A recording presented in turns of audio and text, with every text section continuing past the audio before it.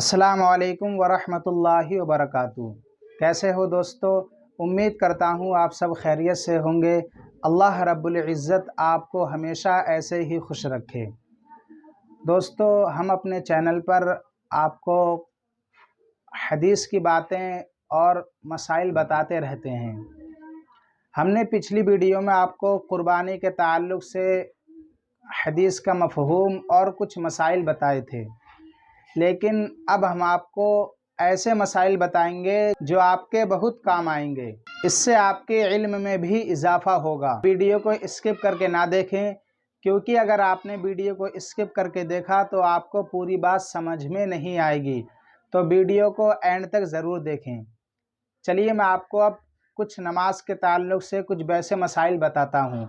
अब आप गौर से सुनें। नमाज में हालत क़याम में अपनी नज़र सजदे की जगह करना मुस्तहब है, यानी ज़रूरी है। आपने देखा होगा बहुत से लोग कभी इधर नज़र करते हैं या फिर कोई कहीं पर नज़र करता है, लेकिन मैं आपको बताऊं, मसला ये है कि जहां सजदा करें उस जगह अपनी नज़र करना मुस्तहब है। हाँ, एक सूरत यह है कि अगर आपका दिल आंखें बंद करने में ज़्यादा लग रहा है, नमाज में आप मुतमईन हो रहे हैं, तो आप आंखें बंद करके नमाज पढ़ सकते हैं। लेकिन आपका अगर नमाज में बिना आंखें बंद करे दिल लग रहा है तो आप आंखें खोलकर नमाज पढ़ा करें।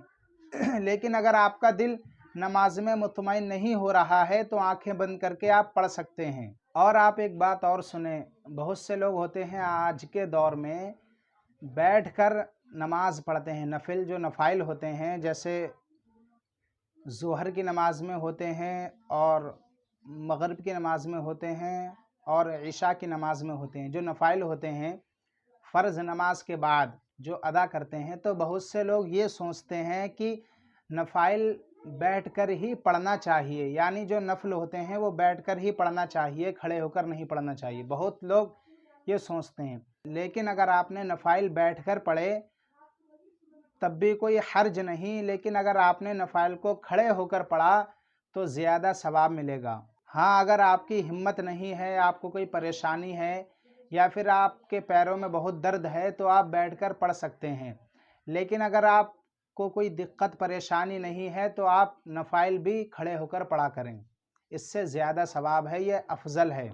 हुज़ूर सल्लल्लाहु ताला अलैहि वसल्लम ने नफल नमाज बैठकर पढ़ी, लेकिन साथ में ये भी फरमाया कि मैं तुम्हारी तरह यानी तुम्हारी तरह नहीं हूँ। मेरा नमाज पढ़ने का सवाब बैठकर और खड़े होकर पढ़ना यकसा है, मतलब एक सा है।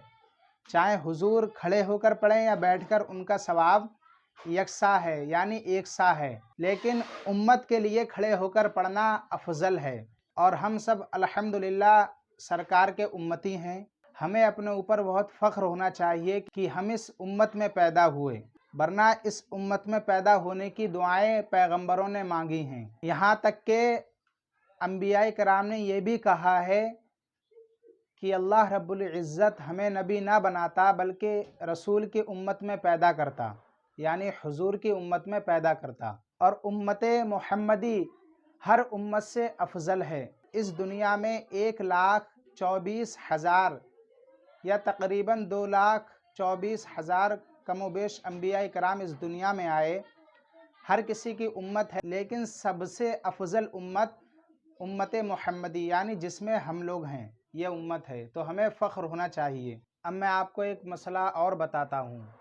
अगर कोई शख्स है मस्जिद में जाने के बाद नमाज जमात के साथ नमाज यानी खड़े होकर नमाज नहीं पढ़ सकता, बैठकर पढ़े, लेकिन घर में खड़े होकर पढ़ सकता है, तो बेहतर है वो घर में ही खड़े होकर तन्हा नमाज पढ़े, खड़े होकर।